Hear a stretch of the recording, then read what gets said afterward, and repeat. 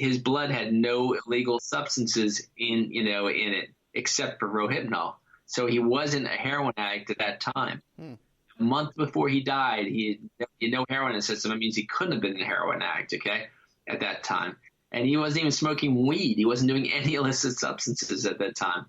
And so a month later, they say, he died of, he killed himself.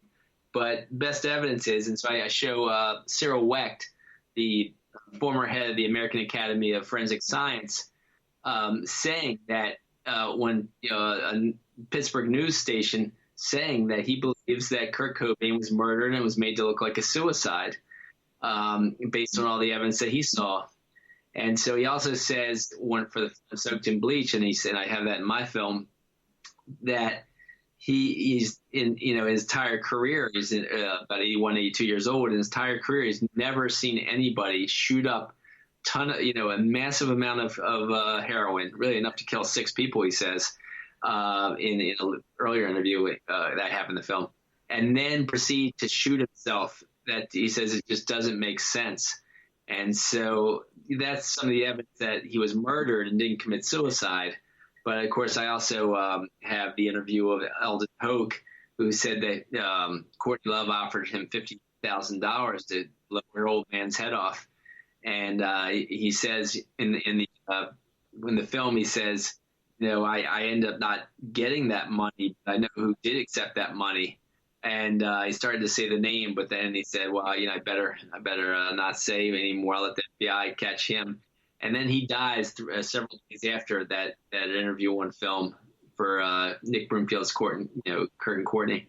So that's some of the evidence that Courtney Love aided in powerful forces that killed Kurt Cobain. Now, then we have Hank Harrison's interview.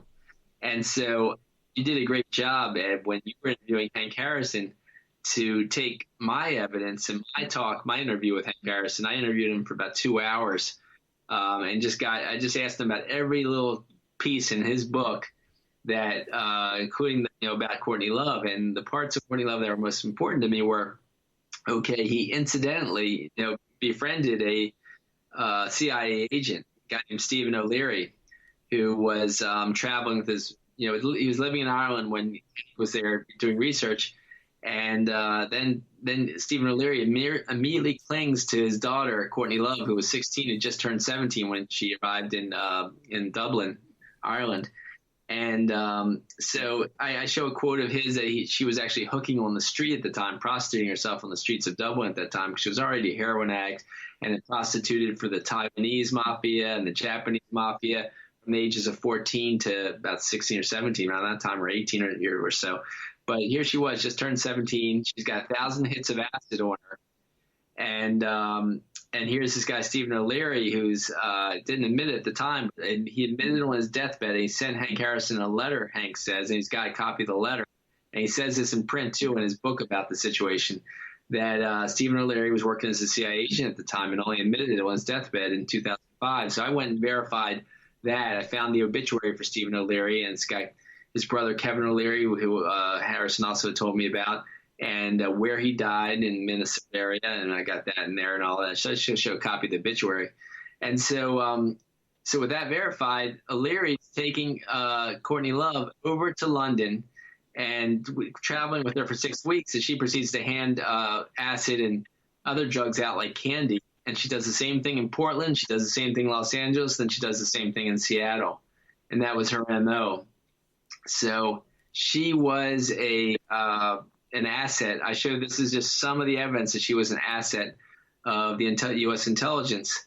And this is the same pattern that happens with a number of musicians, that they get undercover agents involved or people that they just manipulated, like Courtney Love, who has it's hard to explain the manipulation and the dissociative identity disorder I believe she had, but she was, just inserted into Cobain's life, got him, inadvertently promoting heroin. Then when he sobered up and threatened to promote more leftist activism, anti-war activism, anti-racist activism, he was done away with.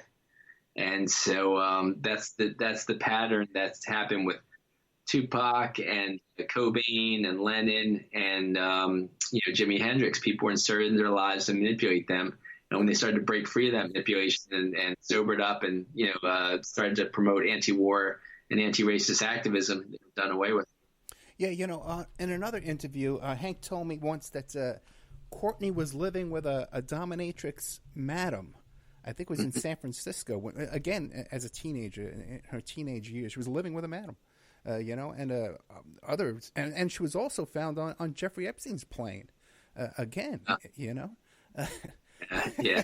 And the idea, we're not. And I have pictures of her with Kevin O'Leary as a rock star. She's hanging out with Kevin O'Leary, this old businessman. And there's several pictures, and they're like, "What's Courtney Love doing with Kevin O'Leary?" All these pictures say, and these tabloids say, "Why are they hanging out together?" And it's because he knew her all since about 16 or 17 years old. That's why, at least that long. Yeah, and from Shark Tank. And he was the brother of CIA agent Stephen O'Leary. I don't know for sure, but the evidence seems to point to that. And Stephen O'Leary admitted he was a CIA agent to Hank Harrison in a letter, and he was traveling with Kevin O'Leary. Once he got to London, Kevin O'Leary was hanging out with him and Courtney when she was 17 years old, and they were hanging out for weeks together. And Hank said that Kevin was senior to Steve because he was ordering him around. Really? I just specifically asked Hank if that Kevin Leary was the same Kevin Leary. He said he didn't know. Yeah, it's hard to know. Yeah, I don't know either, but it's awfully coincidental that there's all these pictures of Courtney Love hanging out with Kevin O'Leary. Yeah, he even says, Ed, he says, Leary is such a common name. Some people are named Leary over in Ireland. Because it's like Smith in Ireland. Everybody's named Leary. Yeah, so it might not be the same Kevin O'Leary, but it's awfully coincidental, I'll say. I'd say so, too. Also, too, it's interesting now that in the news, Courtney Love is involved in this big lawsuit where she sent thugs, Sam Lufty and another couple of thugs, over to her son-in-law's house to kidnap him and force him at gunpoint to sign papers and return a guitar. So it's not like she's she's being accused of pretty much the same thing years later. She acts like mafia. I mean, she's unbelievable. She punched, Kathleen Hanna, the lead singer of Bikini Kill, in the face, knocking her out at the Lollapalooza when Bikini Kill was playing Lollapalooza with Ho and with Sonic Youth. And so Thurston Moore and I just forgot his wife's name in Sonic Youth, but they were good friends with Kurt. They were good friends with Kathleen Hanna. They were talking to Kathleen Hanna at Lollapalooza. And here comes Courtney Love, walks up and punches her in the face, knocks her out. And they were horrified. And they said, Sonic Youth, said they're not going to continue playing Lollapalooza until Ho was kicked off because of what Courtney Love did. And it went on for a while, and then they finally were forced to say they had to keep playing. But it was under protest. It was just she's unbelievable. She's unbelievably brutal. She's done this to a number of different women, just like beat them up for no reason. She's really incredibly brutal. And her first husband said he was so scared of her because whenever he said he wouldn't do something she was saying he had to do, she actually got goons to come beat him up for not doing what she said. So he finally ended up divorcing her. Well, also, too, don't forget she was down there at Versace's house a couple of days before he got offed. So Wow. What are the odds of all this, Yeah, I don't know that story, but I do know this. I mean, I know about Versace getting offed, and it's interesting because Tupac Shakur was friends with Versace. Oh, really? He did a lot of modeling for Gianni Versace. And Faye Shakur defended Tupac when people said he's homophobic, saying he was good friends with, Gianni Versace, a very openly gay man, and they were close. Him and Kadaya Jones, his fiancée, were doing a lot of modeling for Versace. And so, I think with Courtney, though, one of the biggest cases is Kristen Pfaff. Kristen Pfaff was the best musician in Hole by far. I mean, there's lots of I have quotes of all kinds of magazines saying she made the band. And she was the bass player for Hole, and Kurt basically kind of fell in love with Kristen Pfaff. He said she's just a beautiful person in every way, and I'm just if Courtney heard this, she'd hit the roof. But so when they were getting divorced, they had already planned to play music together, Kristen Pfaff and Kurt Cobain, because Pfaff had already left the band. And So Pfaff ended up dying mysteriously once again, and the last person seen with her was, the guy from Hole, the guy from Hole that was in cohorts with Courtney Love. I forget his name. I think it was Eric Erlandson.